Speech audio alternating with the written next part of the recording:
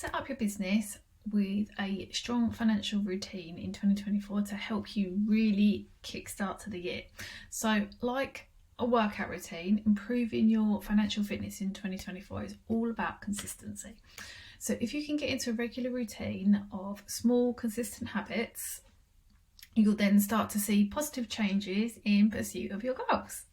So, here are some habits for you to do weekly, monthly, annually, quarterly, and they will help you get going in 2024.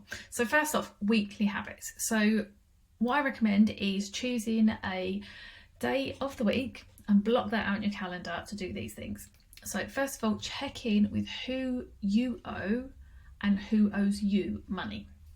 So obviously then chase up those who owe you money. And make this an easier habit to adopt by setting up standardized emails. You can do this in Xero, you can use Satago. It's really easy to do, and we've got a whole masterclass coming on that in January, an on-demand masterclass coming. But you can do that and get them sent out for whenever somebody is late in paying.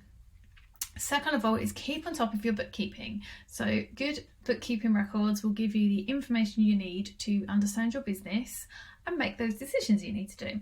And it will help you keep on track with your goals. So how do you know how far you need to go if you don't know where you are right now?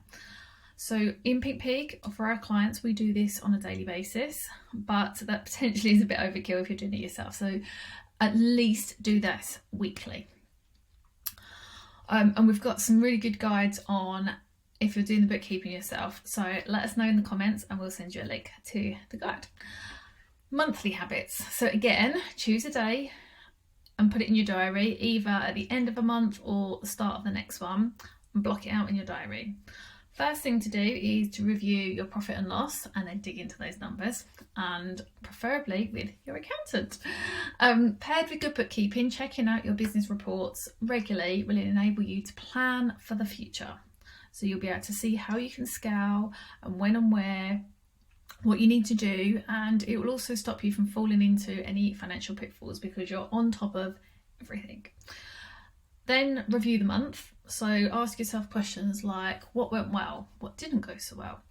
What do you need to do more of? And of course, what do you need to be doing less of? Are you on track for hitting quarterly targets and your annual goals? If not, what do you need to adjust so that you can stay on track? And of course, sorry, boring, but put aside money for your tax bills, both business and personally.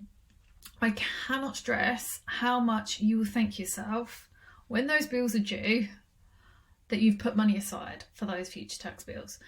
And it will totally reduce that stress you feel when it comes to tax time. I think we all dread it when we know we've got that tax bill to come up and we're like, ugh, I haven't got the money in it to find out what we're going to do. But if you're putting money away every month, you're going to have it there ready. And then we come on to the yearly habits. And now some of these will be mixed in with quarterly. So just bear with me on this one. So again, set some time at the end of the year or the start of the next one, block it out in your calendar. This is what I'm doing in this last week before Christmas, because that's what I like to do. So revisit your budget annually. Plan out a budget for the next year. Now, I'm doing it now because my year end finishes in December. So for me, that makes sense. So do it when it makes sense to you. It may not make sense to you to do it at the end of the calendar year because that doesn't time with your financial year. So maybe look at doing it at the end of your financial year. And then you're going to need to review it quarterly to ensure that you're on track and not way off. Because you don't want it to be unachievable, because that's just demotivating and you'll probably just be like, ugh, I ain't looking at that anymore, and not doing it. And you also don't want it too easy, because again, it's demotivating, because if you're hitting it, you're like, oh, this is easy, and you take the foot off the pedal. So review it quarterly and adjust if need be.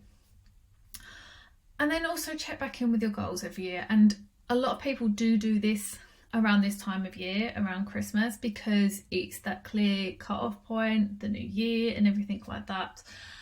So it's a really good time to check in with your goals. Again, it can be done in line with your financial year end. We do it with our clients in line with their financial year end.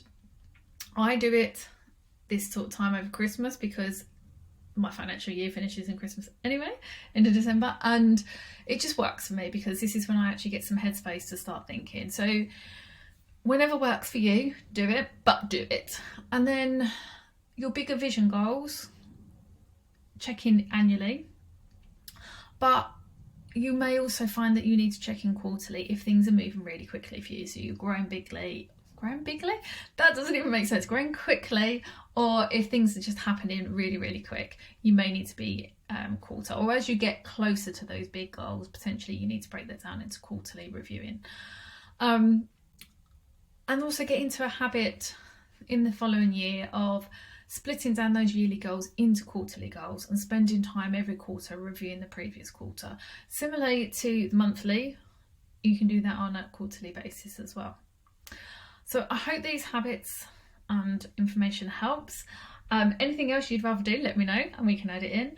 But yeah, any questions, please let us know. There's a really good blog linked below, which actually has got a few links to some of the things I've mentioned. It's also got a link to our Dream Big Plan Smart workbook, which you can download and use over Christmas or whenever you're doing your thinking and planning, and really help you. And it's got some thought-provoking questions in there to use. So do check out the blog for more information. And if you want to chat to me about money confidence or anything to do with your finances, then please do get in touch. Pop over to the website, pinkpigfinancials.co.uk, click on the button to say get started, and I look forward to speaking to you soon.